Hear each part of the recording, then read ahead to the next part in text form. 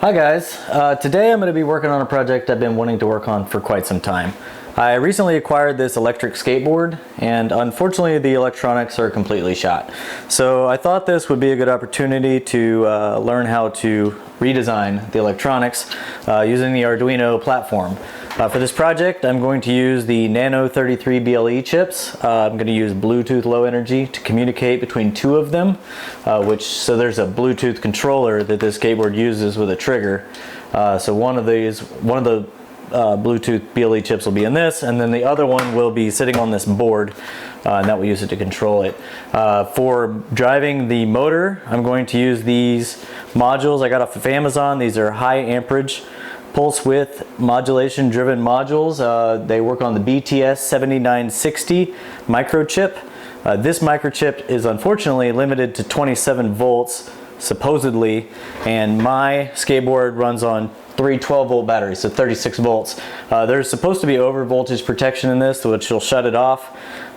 It seems to work. Anyways, so I'm going to run with it for now, temporarily, and I'm going to do a total design using modules. I'm going to do eventually a redo where I'm going to design my own circuit board. The same manufacturer that designs this also has other half H-bridge drivers. I will go into what that is, but they will work up to 40 volts, so I'm going to use those in the redesign. So I'm going to do the whole design once, which is all modules, and then I'm going to go back and do it again, designing my own circuitry. I think that'll be a fun project, and so there will be multiple videos. This will probably be broken into multiple videos, even on the module design, just to keep them at reasonable lengths. I don't know the exact length as of right now.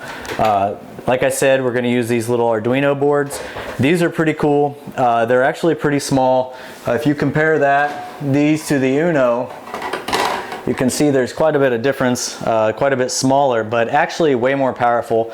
Additionally, these have a little OS that runs on them, the Mbed OS, and then the Arduino Code runs on top of that. It's really cool, powerful software. We'll go into that a little bit because in order to drive this motor, Arduino defaults to 500 Hertz, I believe, with these chips, with the pulse width modulation, which caused insane amount of squeal in this motor.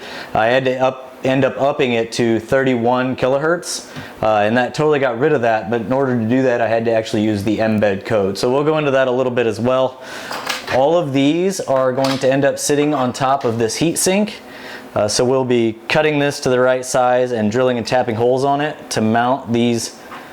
This is a buck converter, which will step down the voltage for the Arduino, and then this module for with the H-bridge driver will sit on top of these, and we're going to redesign this housing, which will then sit on top of this. So it'll have to be cut to the right size. This housing has a battery holder, which clicks into this case on it as well, so our new design will have to include that. We'll go into that exactly when we get to that point. So the first thing I'm going to do is I'm going to jump over to the computer. I'm going to show you guys the wiring diagram there. We'll go through the code and how we're going to set it all up, and then we'll wire it all up on a breadboard and actually see it working first, and then after we do that, then we'll actually go into the design for the new housing and components we need to actually mount it on here, and then we'll go out and test it. If it tests well, then sweet, and then we'll go into the redesign with the custom electronics. So I'm going to jump over to the computer and I'll see you there. Alright guys, before I actually get into the wiring schematic, I kind of want to show you guys this board. I think it'll make it a little clearer and easier. This is the board that I bought, the module for the pulse width modulation of the motor control. Here it is on Amazon. Like I said, I'll put a link out. But these are the pins right here that actually control it, and it's a little bit confusing how they're labeled.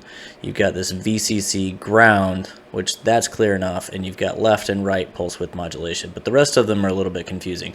So I think that going into the actual documentation for the chips themselves will kind of clarify that up a little bit, and also I'm going to go into what an H-bridge actually is and how it works at a very high level, just to provide some extra understanding there. Alright, so this is the data sheet for the BTS 7960, which is the individual half H-bridge that is on that module. Here's the pinout for it. As you can see, you've got an in, which is where you actually add the pulse width modulation into it. It defines whether or not the high side switch or the low side switch is activated. So one of them is always open and the other one is always closed, and then when you change it from low to high, they reverse. I'll show you that in a schematic in a minute and it'll make more sense. Here you've got this in H, which is pin number 3. This is basically puts, if this is low, then the chip is actually in sleep mode, so it won't work at all. So nothing will change, which means that the bottom switch would then be open and the top one would be high, regardless of what you do. Down here you can change your slew rate. We're not going to do that on this module for now. You've also got this IS, which is a current sense and diagnostic. There's a whole bunch of calculations in here, and depending on the voltage value of this pin, you can actually use a function and figure out what the current going through the H bridge is. And then also, if it goes into an error mode, it will go high and tell you that it's in error mode.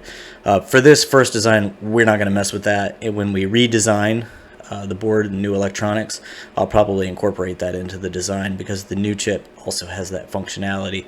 But for this first pass with the module, we're not going to worry about that. And then obviously pin 7 is your voltage supply, which just uses the 3.3 volts in our case because that's what the Nano runs on, but it could be 5.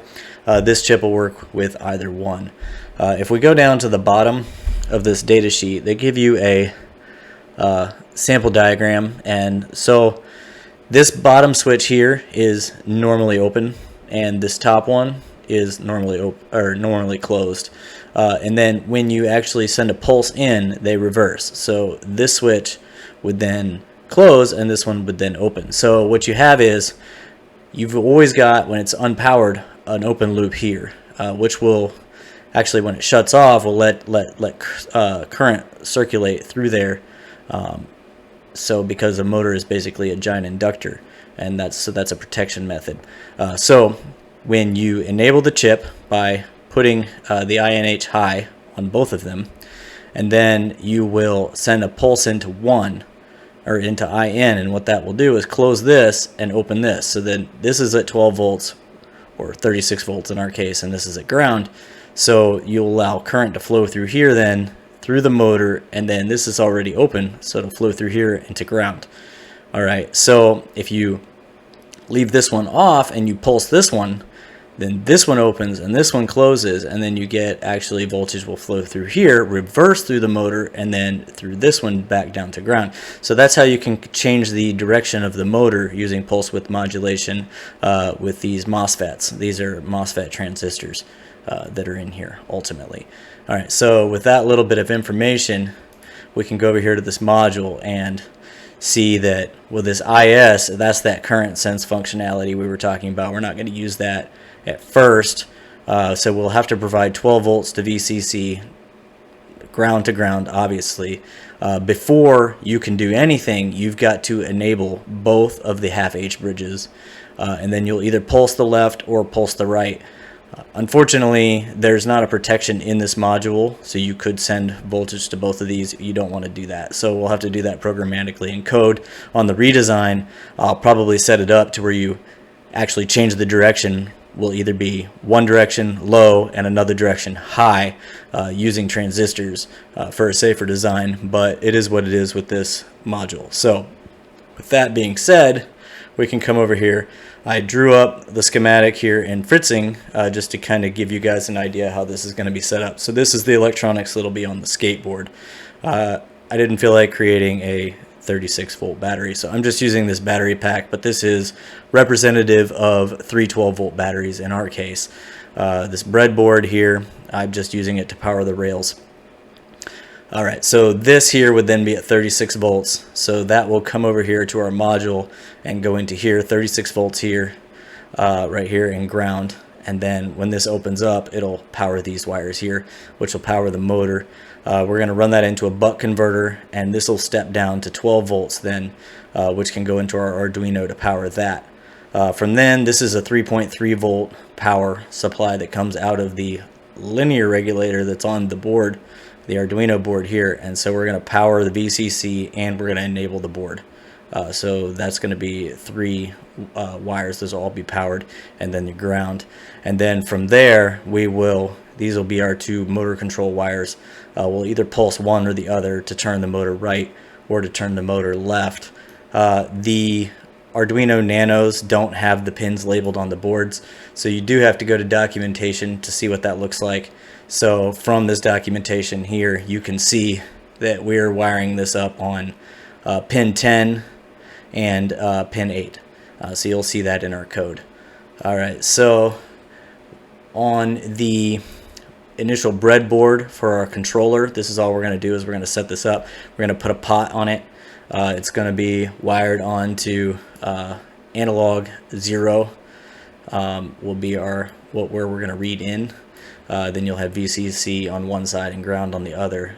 Since we're going to probably use a 10K pot, so we won't get much current through there, but we'll be able to sense the voltage there to figure out what we need to send over to the other Arduino using Bluetooth low energy. We're going to power that in the final design with a 9-volt battery, I believe. On our breadboard, we'll probably just pull it off of the 36-volt or the buck converter power in our initial design. This will use Bluetooth low energy then to communicate between, and I'll go into what exactly that is, but that gives you guys an idea how this is actually going to be set up on the breadboard.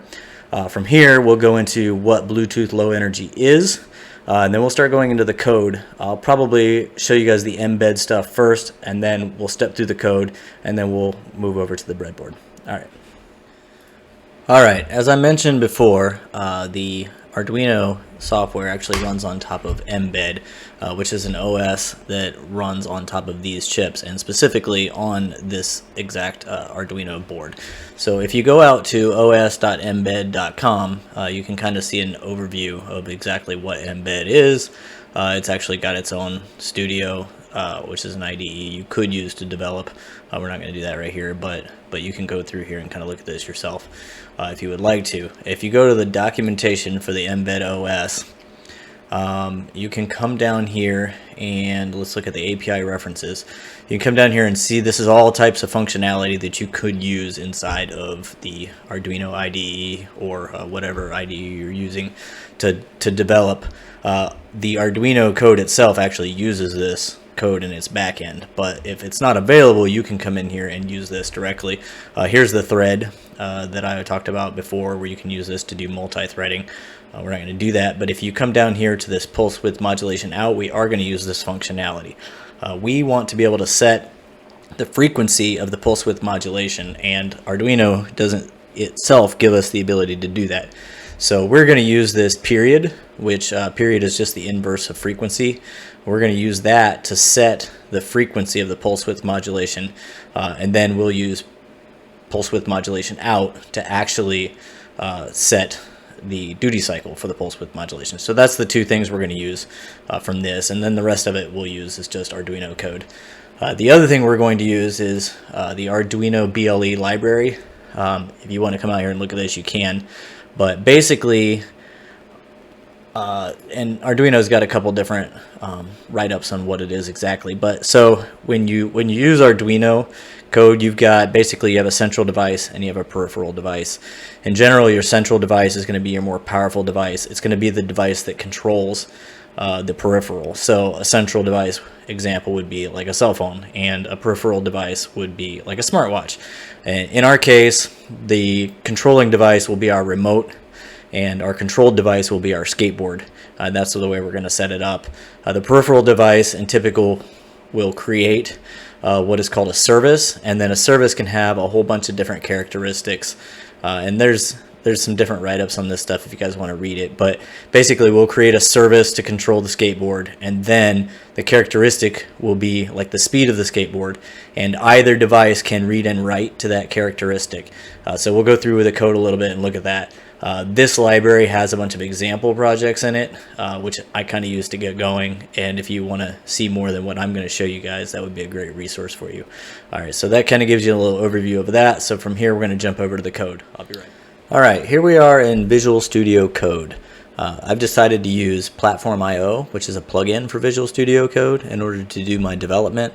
It allows you to do a lot of the same things that the Arduino IDE does. I can use it to upload the code to the device, but in addition to that, it gives me a lot of useful features that I like code completion, which means that basically it will guess the name of the function I'm trying to use off of like a service or a library, for instance, and it will actually, if you misspell it, it'll tell you that in the IDE. It'll like put a little red squiggly under it and let you know, and there's a bunch of little stuff like that. Debugging is kind of built into this as well. I believe the Arduino IDE 2.0 may be coming out with a lot of those same features. I heard that the other day, but I haven't actually looked into it much myself. So that might be another option to get that functionality as well in the future. If you're interested in Platform IO, they have a website where you can go and read more about it. Like I said, it's got an integrated debugger. It allows you to do like unit testing, which is testing little functions and stuff like that on your code to make sure that if something changes, everything will still kind of work. That's probably a more useful feature for a bigger code base than what a lot of us use, but it is some extra functionality, remote development that allows you to develop on a remote server, like over SSH or even through VPN. That may be overkill as well, but since my background is in development and I use Visual Studio Code at work, it seemed to kind of make sense for me to use this, so that's what I'm doing. But this functionality should work just fine. If you want to use Arduino IDE, you can just copy the code and paste it in there, and it should work just fine. I do have a library that I wrote, and you can put that in the library folder in Arduino IDE and everything should work. So from here, we're going to kind of start going through the code here, and I'll kind of describe what's going on to you. Alright, in an effort to keep this somewhat concise, I'm going to try to hit this at somewhat of a high level, but I'm going to try to give you guys enough detail that you can kind of follow what's going on. I'm going to start by going through the main code for the skateboard itself. At the top, I've defined UUIDs for the Bluetooth service, as well as the two characteristics that I'll be using, one for speed of the skateboard and the other one for the direction of the skateboard. Right below that, I'm identifying global variables to be used throughout the code, specifically the pin numbers of the forward and reverse pin for the pulse width modulation, the frequency that I'm going to use, an LED pin for blinking error codes and such things like that, and then also minimum speed, basically 25% duty cycle.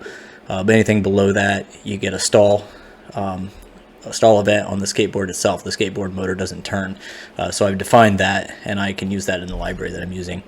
From there, I'm defining global variables for the skateboard object itself, which is part of the library that I wrote, followed by the service object and the two characteristics I'm using, one for speed of the skateboard and the other one for the direction.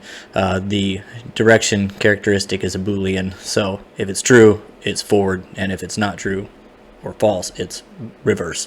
And then here's my function prototypes. Down in the setup, I am defining the LED as output. I'm setting the frequency to pulse width modulation frequency that I set up here, so 31 kilohertz.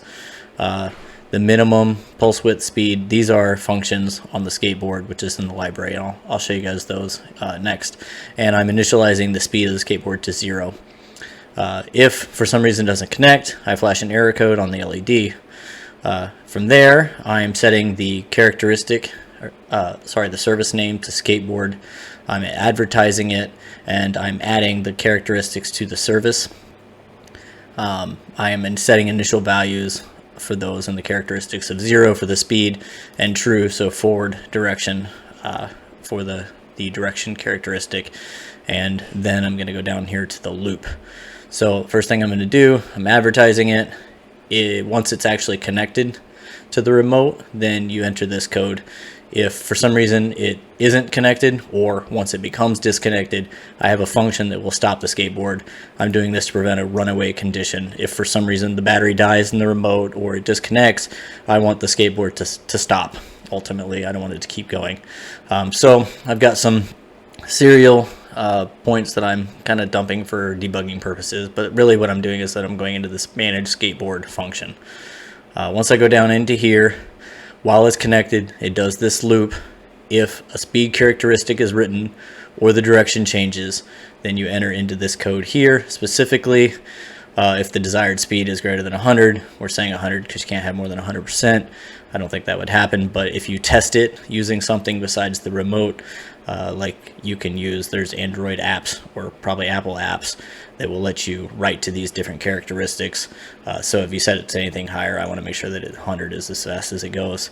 I'm casting the direction characteristic to a Boolean flag forward, and if it's not forward, then I'm taking the desired speed and multiplying it by -1, which makes the desired speed negative. So the code will actually use between 100 and -100 for speed.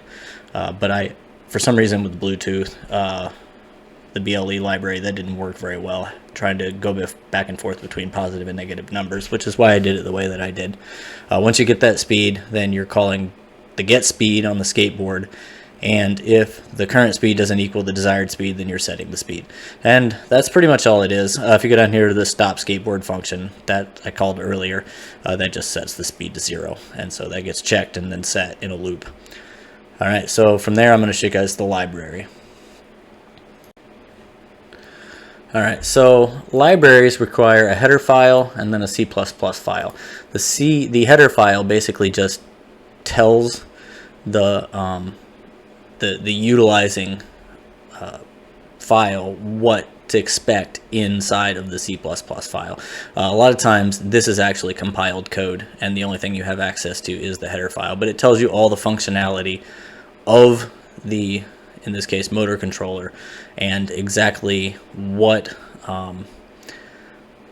function variables it requires and what types those are. So as here we kind of go here to the beginning, the public methods.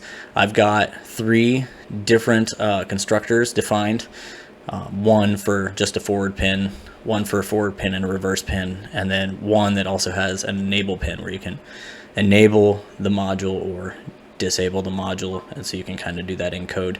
I'm not going to do that now, but that might be something that I use on the redesign. But for now, we're just going to use this forward pin, reverse pin, and the enable pins will both be just connected to 5 volts. So if the system's on, then the H-bridge, half H-bridge chips will be enabled.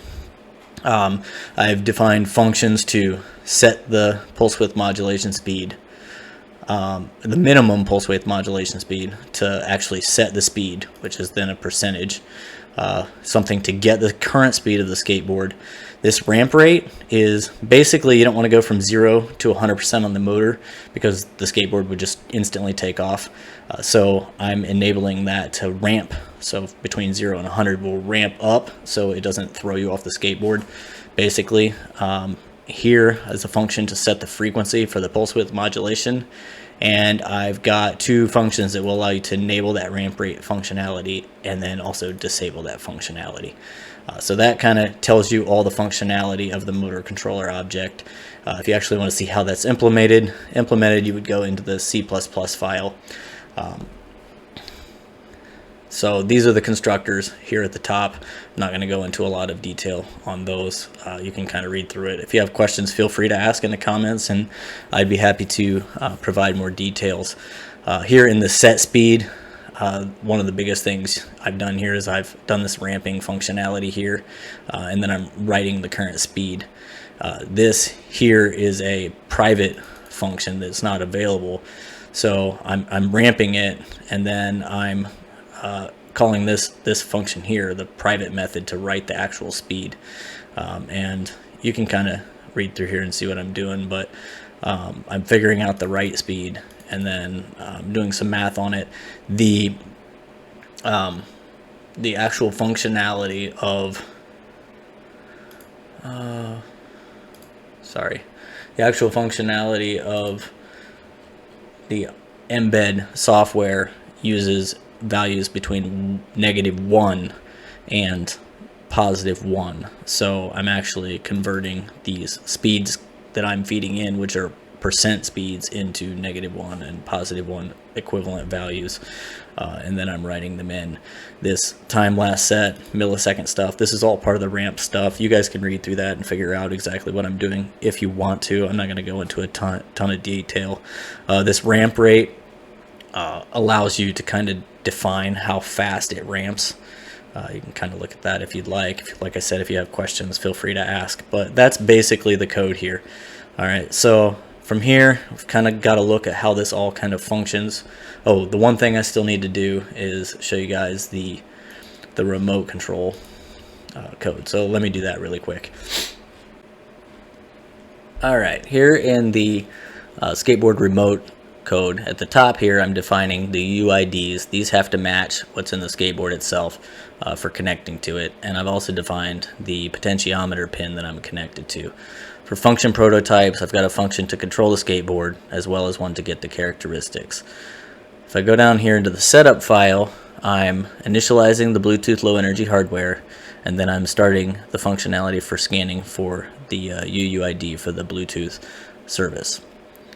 In the loop, I'm going to connect. This loops because if it doesn't connect the first time, if it's not available, I want to try to reconnect to it.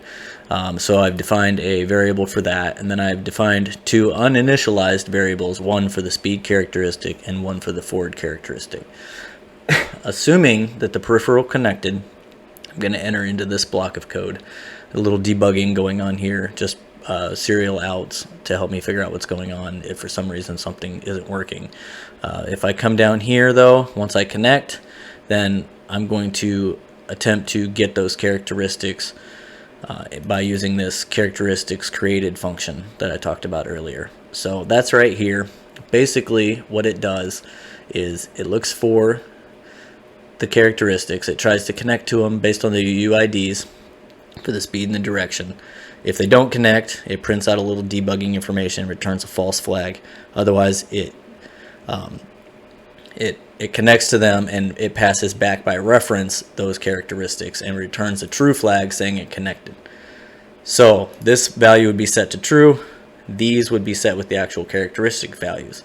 The next line of code, if it's true, then you jump into this control skateboard functionality. So if you come down to this function, this is the bread and butter of the application for this part of it. It actually does all the connecting. So while it's connected, it's going to use the Arduino analog read function to get the value at the pot.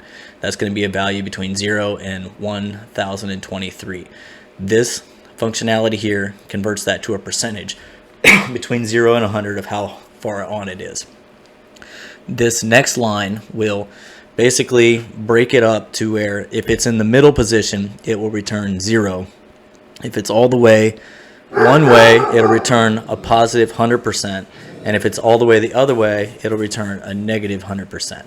It does that. So if it's 25% on, basically 25 minus 50 is negative 25 times 2 is going to be negative 50. So that's kind of how that works. All right, I do a little top end and bottom end tuning here. If I come down to this next area, assuming that the speed has changed with a little bit of allowance for speed sensitivity, I'm going to come in here. If the new speed is less than 0, meaning it's negative, then the forward direction is going to be false. Otherwise, it's going to be true. I'm going to write the new speed into the characteristic, and I'm going to write the direction into the characteristic. And a flag is returned for whether or not that was successful. If it wasn't successful, then I'm writing out an error. And then I'm going to continue to loop, and I'm going to check the potentiometer value over and over again and continue to write those characteristics. Alright, so that's pretty much an overview of the code. Like I said, if you guys have any questions, just let me know in the comments and I'll do my best to answer those and explain what's going on. And all this code will be up on my GitHub. I'll also provide links to that as well. And as I find issues with it or bugs, I'll update the code as well. Alright, so from here I'm going to jump over to the breadboard, get all this working, and show you guys that. Alright, I now have everything set up on the breadboard. As you can see, I've wired up the three 12-volt batteries in series for a total of 36 volts. I've wired those up here and connected them both in on the Pulse Width Modulation driver, and then I've run 36 volts onto these power rails. I'm going to try to zoom in on that just a little bit so you can see it better, so you can see what I'm doing here. But so basically I have this rail here is powered with 36 volts. From there I've got 36 volts going to this buck converter. Coming out, I've got this set for 12 volts, and then 12 volts then runs over to both of my Arduino boards. I've got this wired up with on the 12 volt rail, which is connected to the 3.3 volt out. I've got my enable as well as the power connected, enable for both half H bridge drivers, and then I've also got the ground connected there. Over here I've got 12 volts coming into the board. I've got 3.3 and ground running over to the potentiometer. Sorry, 3.3 and ground running to the potentiometer, and then in this middle position I've got A0 set up. So I'm going to come back out and zoom out so that you can see everything again pretty well, and I'm going to go ahead and turn this on. So I've got a little switch here wired up. Turn that on, you can see the buck converter lit up. It's got 12 volts coming out. The power lights are on both of the Arduinos, and this is set to the center position, which is the off, which it is. So if I turn it one way, you can see that wheel start to turn. I'll go ahead and turn it all the way up. So that's all the way one way. If I turn it down to the center position, it shuts off again, and then if I turn it the other way, it rotates in the opposite direction. It's probably kind of hard to see with the position of my arm there. So if I come back, you can see it do it again. All right, now if I come here, because of the ramp speed, if I rapidly turn it, see how it slows down and then speeds up? I'm going to turn it all the way. See how it slows down and then it speeds up? That's the ramping that I've set up into it. So all of that seems to work pretty well, and I'm pretty happy with that overall. Alright guys, I think this is a pretty good place to stop. I don't want these videos to get too long. When we come back, we'll be designing the electronics enclosure for the skateboard, testing it with the battery enclosure. We'll be cutting our heatsink to the proper size to fit on this and drilling and tapping it, mounting our electronics. We'll be creating another case that'll be 3D printed that we'll mount our Arduino in, and finally we will be creating a new remote control with our other Arduino in here and reusing the trigger switch. Eventually we'll also test this. I hope you found this helpful. If there's anything I kind of glazed over that you'd like more details on, let me know. If I went into too many details and made it long and boring, let me know that as well. If you like the video and you want to see more of them, consider subscribing to the channel. I'm just getting going, but I hope to make a whole bunch more of these, and I hope you guys found it enjoyable. Have a good one.